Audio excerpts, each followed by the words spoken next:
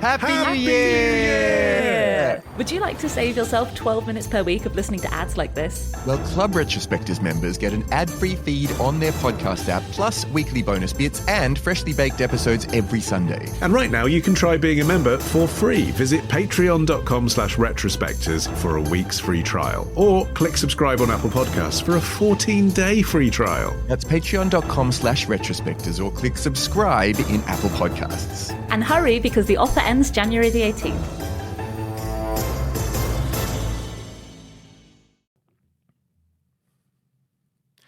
Hey, retrospectors, happy January. Arion here, your favourite retrospector, to say that we'll be back with a new series next week. But in the meantime, we're looking back over 2025 and selecting our favourite episodes. And my choice is the episode called Land Rover's Rugged Beginnings from the 30th of April.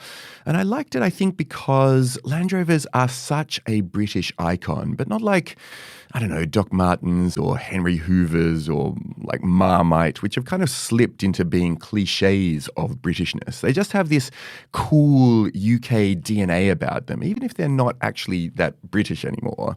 But anyway, I also love that this episode touches upon this really interesting area of expertise for Ollie in particular, whose dad, I don't know if you know this, was like a top-level vintage car restorer. So as well as being expert in musicals and Disneyland, Ollie is also super well-versed in things like ornate hood ornaments and fuel injection systems.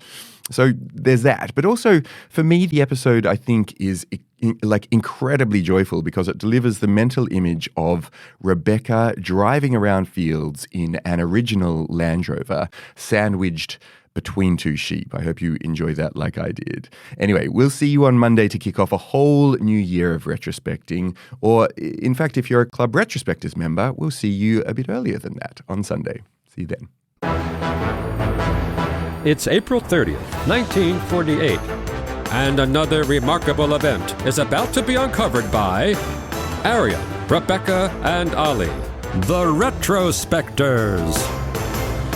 A go-anywhere vehicle, a source of portable power, was how the Land Rover was launched at the Amsterdam Motor Show today in history in 1948, the debut of one of Britain's biggest ever motoring marques. Yeah, and the 3 units that were displayed on this day were pre-production models, and they actually got their first real-world test before the show because they were driven to Amsterdam. You know, they weren't taken on trucks or trailers or on a train the way you imagine they would. People actually just drove them there. There was a boat involved, I presume. Land Rovers aren't that clever. Land, there's a clue in the name. But it was a really exciting exhibit to be able to see because at this time there were no 4x4 off-road vehicles in Britain. The closest thing that farmers had were tractors. But for most people, I mean, even, we'll get into it, but Maurice Wilks, who designed the Land Rover, he was using an ex-American Army Jeep on his own farm because that was the nearest possible alternative, which is sort of what gave him the idea that Rover could get into this business because Rover at that point was still very much seen as a luxury car brand. Yeah, the apocryphal story goes that in 1947, Maurice Wilks, who was this very experienced automotive engineer and the chief designer at Rover, was at his holiday home in Anglesey in Wales. And in a moment of pure inspiration, he took a stick and sketched the idea of this new utility vehicle in the sand for his brother Spencer, who was the managing director at Rover. Always handy. Yeah. Yeah, he could have drawn any old thing, you get the sense. He could have invented the fridge, but it would have been no use. Right. But he'd been using, as you say, this old American Willys Jeep on his farm, and he found it to be just not as reliable and felt that Rover could build something better. And I must say, if there's any truth to this story, and he did draw something in the sand, the thing he drew was basically just a Willys Jeep, yes. Because that's definitely what the Land Rover Series 1 that was shown in Amsterdam looks like. Yeah, absolutely. I mean, if you look at this first generation of Land Rover Defenders and compare it to the Willys Overland post-war Jeep from the United States, really the only difference is that the tyre is on the bonnet rather than in the back. Right. Otherwise, the silhouette is identical.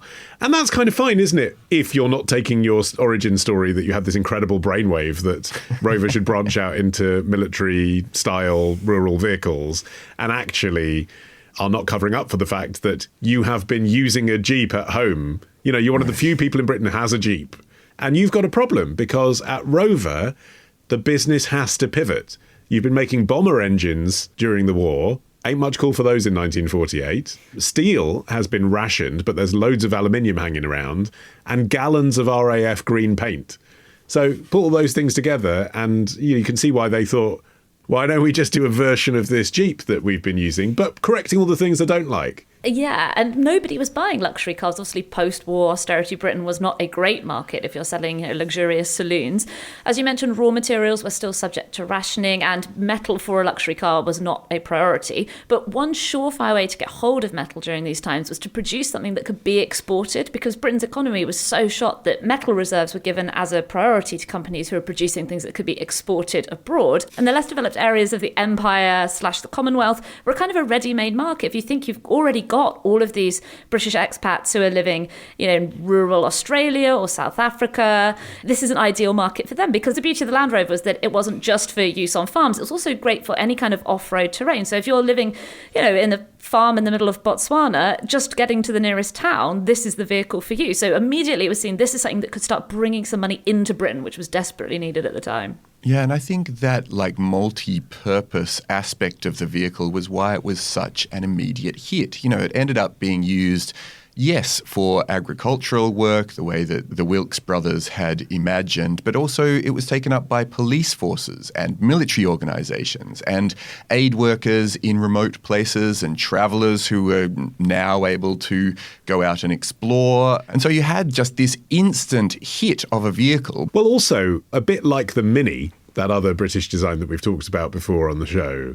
One of the things about the Land Rover, which is perhaps surprising given that it comes from our class-ridden society in Britain, is that it is kind of classless.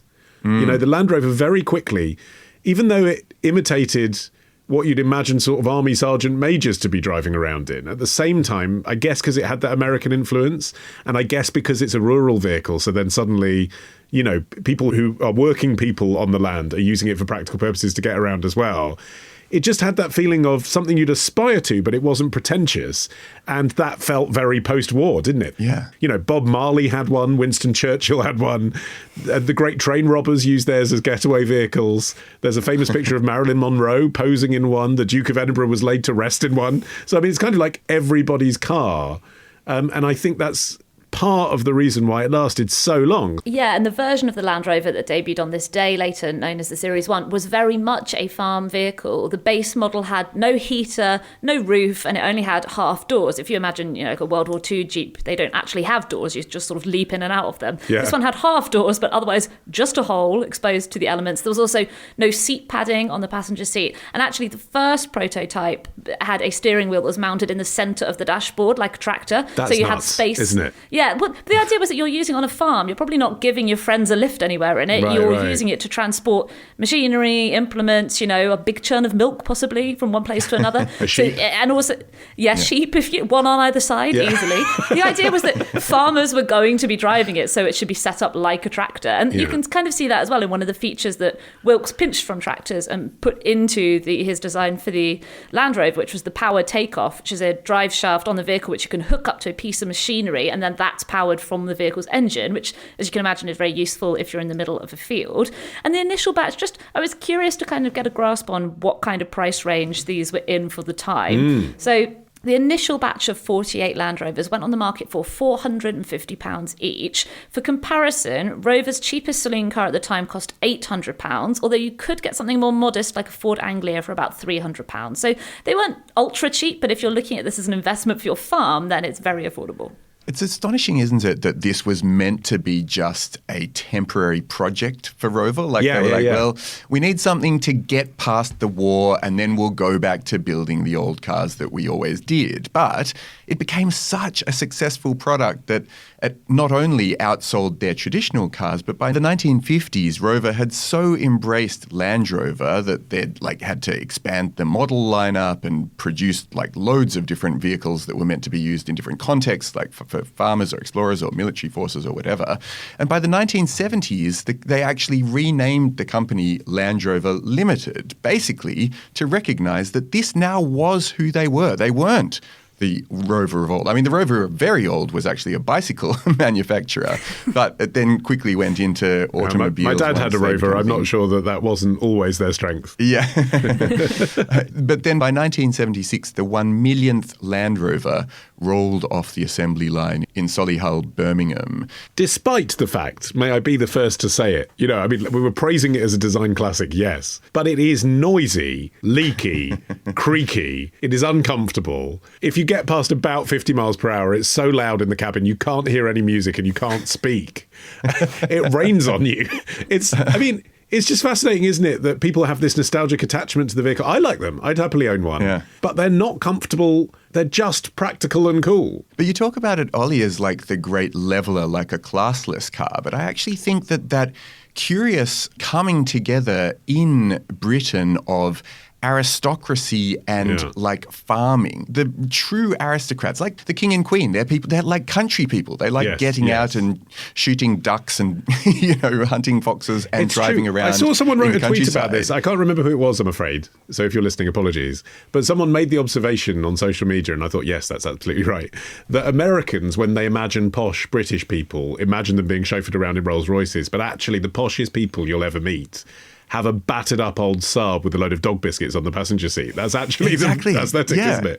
And that was, Queen Elizabeth's happy place was driving around in the countryside in her beaten up old, well, actually probably a reinforced Range Rover, really. But it had that image of being like the royal car, but royal in the sense of the royals when they let their hair down. The other place, obviously, that Land Rover gathered pace was as a military vehicle, which is fascinating because the Wilks brothers did not intend for this to be a military vehicle. It was a military-style vehicle inspired by what they'd just been through in the war.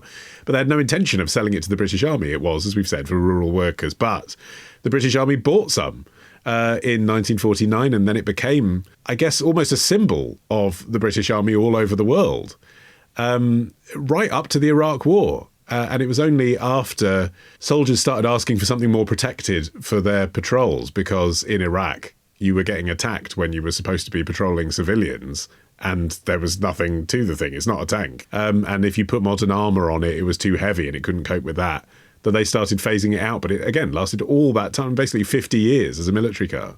It's funny to think that the one thing that they didn't think that their vehicle that was based on a military vehicle could be used for was military purposes. To hear more from us on this topic, join Club Retrospectors now. Unlock our weekly bonus bits at patreon.com/retrospectors.